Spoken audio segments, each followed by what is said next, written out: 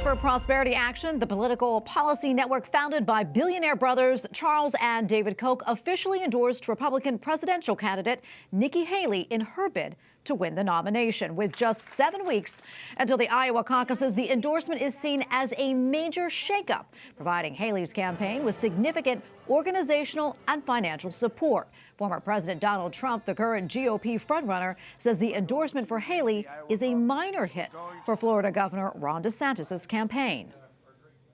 All right, here now to weigh in is Christopher Bedford, executive editor at the Common Sense Society. Chris, great to have you back on. So what do you think this endorsement signals, and what do you think this means for Haley's campaign moving forward?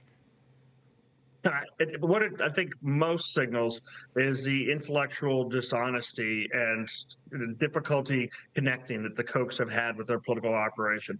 You know, when they first came out of the scene decades ago, they were hardcore libertarians, and they still kind of maintain that in a way. They primaried Ronald Reagan, for example, or ran against Ronald Reagan, excuse me, in 1984. But then they relaunched in 2010 around with the Tea Party, trying to get involved with that. That's when they got national attention, and they promised that they were going to be around for years to come. And then they quickly, after they got kind of pushed back from the Republicans, they didn't get everything they wanted. They retreated across the board politically, and that kind of earned them a lot of enemies here in Washington, D.C. Then after Donald Trump, which is someone who has protectionist trade policies, who's got a strong border policies, things that they're against, they withdrew even further from Republican politics. What's surprising about Nikki Haley is she represents a lot of sort of the George W. Bush era Republican politics. She's extremely hawkish. She's not that strong exactly on the border. She's certainly classic Republican on most of her business dealings. So it's strange to see an ostensibly libertarian organization backing her. I don't see it making a huge difference. It certainly won't help her in Trump world, where the Kochs are where Charles Koch and his group are persona non grata. And I'll struggle to see how it help with the voters either. You know, Chris, do you think, though, Haley is now seen as the new favorite of the GOP establishment, as this kind of, Trump alternative? And I'm wondering, what do you think about this as it pertains to DeSantis, this endorsement?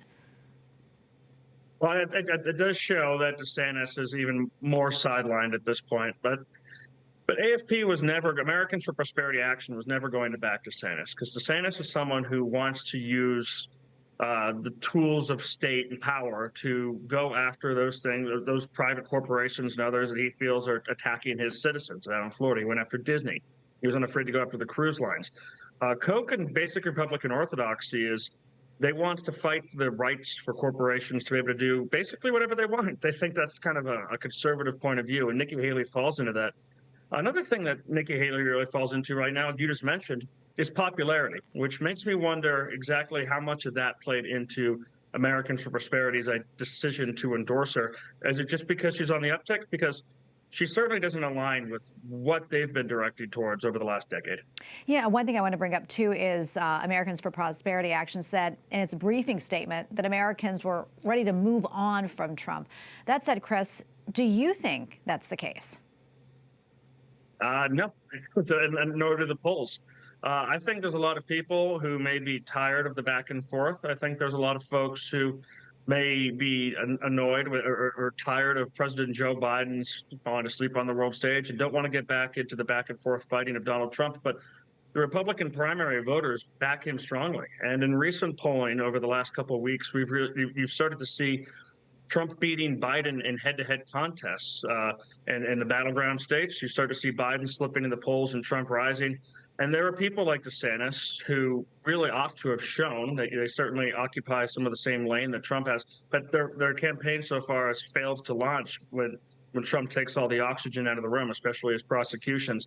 And then there's people like Nikki Haley, who used to be a George Bush-style conservative, and then were a Tea Party conservative, and then was never Trump during the 2016 campaign, and then was working for Trump after that, and now is back to being never Trump, the more malleable Republican politicians. But at the end of the day, Trump's going to be the nominee, barring an act of God, and even could win this election.